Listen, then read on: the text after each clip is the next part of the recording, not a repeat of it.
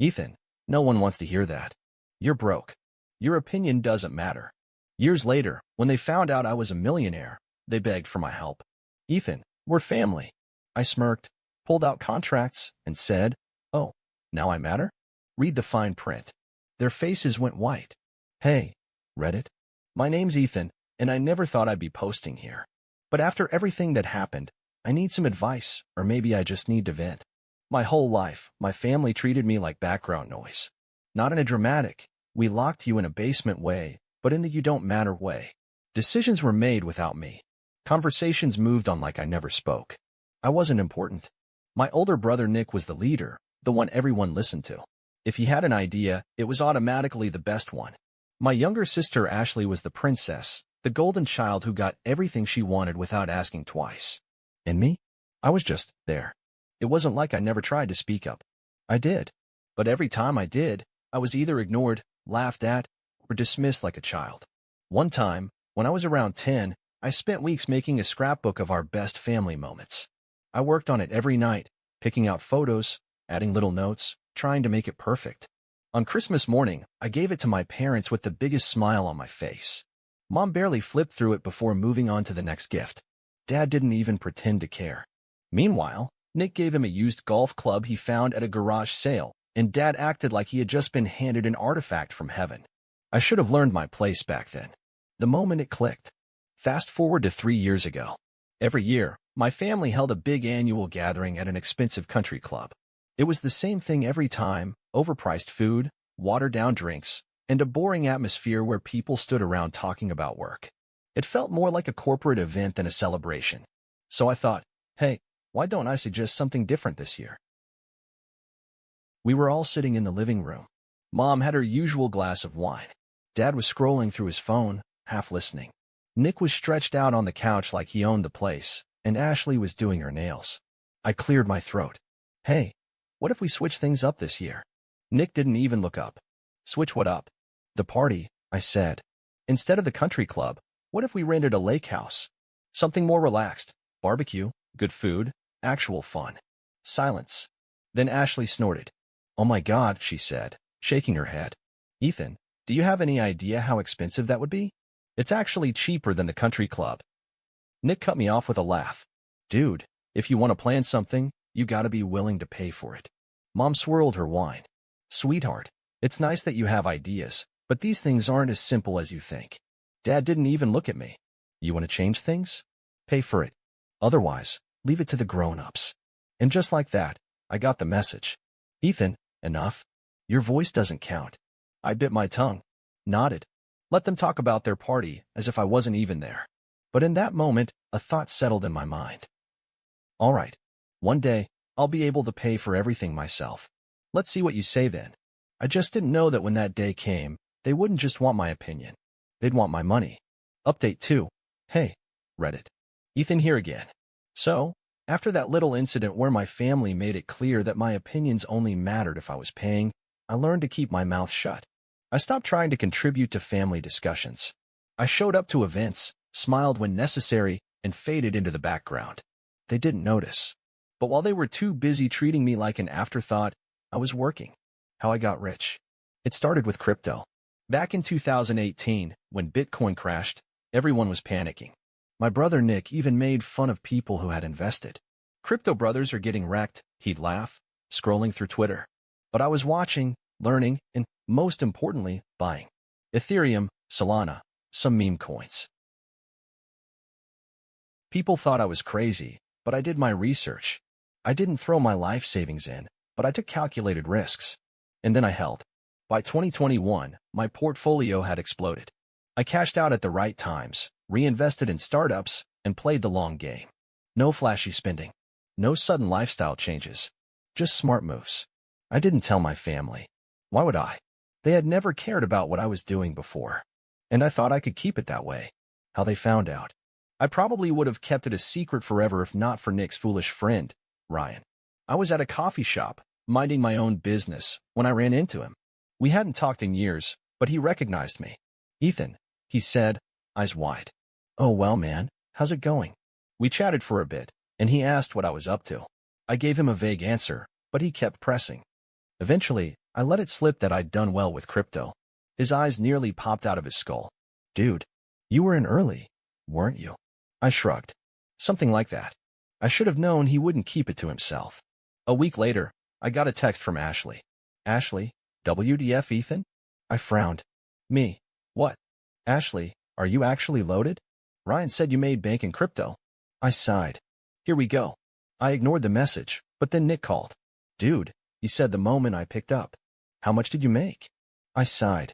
Enough. Like, enough to buy a house? A Tesla. Nick. Okay. He laughed. Look, I'm just saying, you could have told us. Family and all. Right. Family and all. I thought that was the end of it. I was wrong. A few days later, Mom invited me over for dinner. That should have been my first red flag. I showed up, and the vibe was weird. They were too nice. Mom kept refilling my plate. Dad actually looked at me when I spoke. And Ashley wasn't glued to her phone. Halfway through dinner, Nick cleared his throat. So, listen, he said, smiling in a way that made my stomach turn. We were thinking, maybe it's time to take the family party to the next level. I put down my fork. Oh. Mom nodded eagerly. Something really special this year. Maybe a destination event. A fancy resort, or even a private yacht for the weekend. Ashley grinned. And since someone is apparently a crypto millionaire. I leaned back in my chair. There it was. Wait, I said. Are you guys expecting me to pay for this? Nick laughed. Come on, dude. It's not like you can't afford it. Mom waved a hand. We're family, Ethan.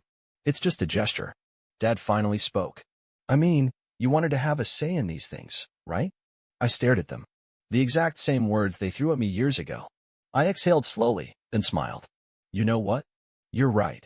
Nick's eyes lit up. Really? Yeah, I said. I'll take care of everything. Ashley clapped her hands. OMG, this is gonna be amazing. I pulled out my phone. Booked the most expensive venue I could find. Sent them the details. There you go, I said, sliding my phone across the table. Enjoy your fancy celebration. Their smiles widened as they looked at the screen. They had no idea what was coming. Update 3. Hey, Reddit. Ethan here again. So, after my family found out about my crypto success, they suddenly became very interested in me. The same people who ignored my opinions for years were now treating me like the most important person in the room. And all it took was money. They wanted me to fund a lavish family celebration, something they never would have even considered if they thought I was broke. I agreed, because I had a plan. I wasn't just going to let them use me. I was going to see exactly how far they'd go. The party that changed everything. I went all out. I booked a luxury estate with private chefs, top-tier catering, and an open bar. I hired live entertainment, decked the place out with expensive decor, and even paid for private transportation to bring everyone there. It cost an obscene amount of money, but I didn't care, because this wasn't about making them happy. This was a test, and they failed spectacularly. The complaints started immediately. The night of the party, I showed up a little late on purpose. I wanted to walk in and see their reactions before they noticed me. What I saw. Mom complaining that the food wasn't seasoned enough. Ashley holding up a glass of champagne, saying, Ugh, is this seriously not Dom Perignon? Nick was talking to Dad, shaking his head. He really went with this band? Could have hired someone better. I stood there, listening to them pick apart everything I had paid for. Nothing was good enough. Nothing was appreciated. And they had no idea I was standing right behind them. I cleared my throat. Having a good time? They all turned, startled. Then, like flipping a switch, the fake smiles came out. Ethan, oh my God, this is amazing. Ashley squealed, suddenly loving the champagne she had just insulted. Yeah, man, great job, Nick added, patting me on the back like we were best friends. Mom nodded approvingly. See?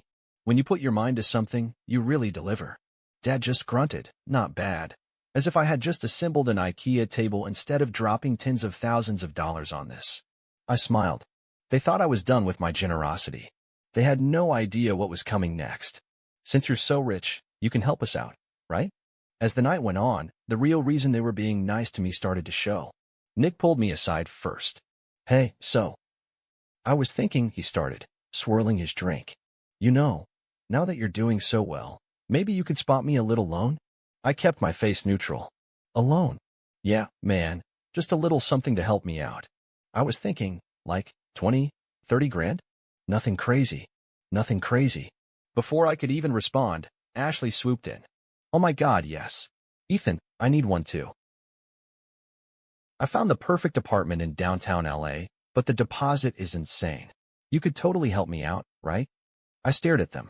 Neither of them looked remotely ashamed. They were lining up like I was an ATM.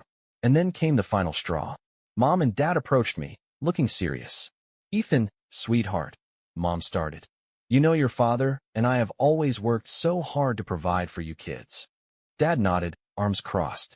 But things are getting tougher, she continued. Retirement isn't as easy as we thought, and honestly, we were hoping you'd help out. Dad finally spoke. You're successful now, Ethan.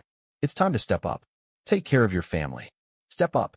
Like I hadn't been stepping up my entire life, just in ways they never noticed. I looked around at them.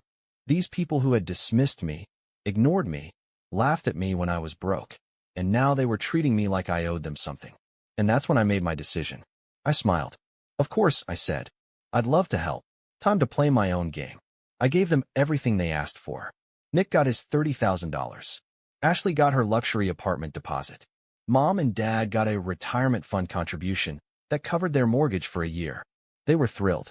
They thought they had won. But what they didn't know, I had contracts. Legally binding loan agreements. Signed. Sealed. Witnessed by my lawyer. Because if they were going to treat me like a bank, then I was going to act like one. They thought they could take my money and never pay me back. They were wrong. New update, guys. Hey, Reddit. Ethan here again. So let's recap. My family used to treat me like an afterthought. The only time my opinion mattered was when I was paying for something. When they found out I was rich, they suddenly became so loving and supportive. They asked for loans, big ones. I gave them exactly what they wanted. But what they didn't know was that I made them sign legally binding loan agreements. Now, it was time for them to learn that I wasn't their personal ATM. The first missed payment. Nick was the first to forget. The first payment on his $30,000 loan was due at the beginning of the month. I waited a few days, thinking maybe he'd send it late. Nothing. So, I sent him a text. Hey, just a reminder, your first loan payment was due on the 1st. Let me know when you send it. He took 3 days to respond. Nick, oh, yeah, man, things are a little tight this month. You know how it is. I'll get you next month. I stared at the message. Next month? I sent back a single reply. Read the contract. Within 5 minutes, he called me. You're seriously gonna make me follow some stupid contract? He snapped. Yes, I said. That's how loans work. He started ranting about how family doesn't do this to each other, and how it's just money. You have so much of it, he said. Why does this even matter to you? I laughed. If it's just money, then why don't you have it? Silence. You have 2 choices, Nick, I said. Pay what you owe, or deal with the legal consequences. He hung up. Ashley pretends not to know. Ashley's payment was due a week later. Unlike Nick, she didn't even try to make an excuse. She just ignored me. No response to texts. Calls went straight to voicemail. So, I sent an email. Then a formal letter. Then, when she still didn't respond, I had my lawyer send her an official notice of default. She called me that night, screaming, "Are you seriously taking this legal? Over family. You signed a contract," I said. "You agreed to pay." She kept yelling, crying about how she wasn't expecting to actually pay it back and how she thought it was just something I did because I was rich. So, you lied, I said. Good to know. She hung up. And the next day, she magically found the money to make her first payment. Mom and Dad tried to guilt me. But the real drama started when Mom and Dad got their notice. They didn't even try to talk to me directly. Instead, they called a family meeting. I showed up at their house, expecting a calm discussion. Instead, I walked into a full-on intervention-style ambush. Nick and Ashley were already there, sitting on the couch with their arms crossed. Mom stood in the kitchen, dramatically stirring her tea, while Dad sat at the table, glaring at me. The moment I walked in, Mom sighed. "Ethan, sit down." I didn't. "We need to talk about these ridiculous contracts," Dad said. "They're not ridiculous," I said. "They're legal agreements. You all signed them." Mom set her cup down with a loud clink. "We are family, Ethan. Family doesn't do this to each other." I leaned against the doorway. "Funny. Family also doesn't ignore you for years until they find out you're rich." Ashley scoffed. "You're being so dramatic." I smiled. "No, You know what's dramatic? A full-on family meeting because you guys don't want to pay back money you asked for. Mom's voice turned sharp. You have so much, Ethan. Why are you acting like this? Why are you punishing us? I almost laughed. I'm not punishing anyone, I said. I gave you exactly what you asked for. If you can't pay, then that's on you. Dad clenched his jaw. You're turning your back on this family. No, I said. I'm finally treating you the way you've treated me my whole life. Silence. And then Nick, in true Nick fashion, decided to make things worse. This is why no one ever respected you, he muttered. I turned to him. Excuse me. You've always been petty, he said. That's why you were never included in family decisions. You're just proving why we never took you seriously. I stared at him for a long moment. Then I nodded. Okay, I said. Got it. I pulled out my phone. Typed a quick message. Sent it. A second later, all of their phones buzzed. Ashley looked down at hers first. Her face drained of color. You didn't. Nick checked his next. Dude. No. You're insane. Mom grabbed her phone and let out a gasp. Ethan, how could you? Because what I had just sent them was a final demand for payment. And if they didn't pay by the deadline, I would take them to court. The fallout. They tried everything. Guilt trips. Manipulation. Even getting extended family to call me and beg me to reconsider. I didn't budge. And one by one, they paid. Nick was first. Begrudgingly. He paid half up front, then the rest over a few months. Ashley bitched and whined the whole time but still made her payments. Mom and Dad? They fought the hardest. But in the end, they weren't willing to have their financial mess exposed in court. So they paid. Every last cent. And after the final payment cleared, I blocked them all. The aftermath. It's been months now. I haven't spoken to any of them since. Occasionally, I get texts from random numbers, cousins, distant relatives, saying things like family is forever and they miss you. I ignore them. Because the truth is, they never miss me. They miss my money. And now that they don't have access to it, they have no use for me. And that's fine. Because I have no use for them either. Final update. Hey, Reddit. Ethan here one last time. It's been a few months since I cut my family off. After they paid back every cent they owed me, I blocked them. No more calls, no more texts, no more guilt trips. And for the first time in my life, I felt free. The final attempts. At first, they tried to act like nothing had changed. Ashley sent me a text a week after her last payment. Ashley, okay, so are we good now? Can we all move on? Me. Move on from what? You paying back the money you borrowed? That's not some kind of grand gesture. That's just being an adult. She left me on read. Then Nick tried. Nick, dude, I don't get why you're being so harsh about all this. We're family. I didn't even bother replying. Then came Mom and Dad's final guilt trip. Mom left a long voicemail. Ethan, sweetheart, I don't know why you're doing this to us. We're your parents. We love you. You need to let go of this anger and come home. Dad added at the end, you're being unreasonable. Call your mother. I listened to the message once. Then I deleted it. I wasn't angry anymore. I was just done. What I gained by losing them. When I first cut them off, I thought I'd feel empty. I mean, they were my family. Even if they treated me like garbage for years, they were still the only family I had ever known. But the longer I stayed away, the lighter I felt. No more getting dragged into obligations I never agreed to. No more being the wallet they could drain. No more walking into a room and feeling like I didn't belong. Instead, I started focusing on my own life. I traveled. I reconnected with old friends. I invested in things that actually made me happy. And most importantly, I stopped waiting for my family's approval. Because, at the end of the day, they never truly valued me. They valued what I could give them. And now that they had nothing left to take, they had no use for me. And I was perfectly okay with that. The last laugh. Last week, I heard from a mutual friend that Ashley had to move out of her fancy LA apartment because she couldn't afford the rent. Nick lost his car because he fell behind on payments. And my parents? They were still complaining to anyone who would listen about how Ethan abandoned his family. I didn't feel bad. Not even a little. Because for the first time in my life, I wasn't the loser in their story. I was the one who walked away and never looked back.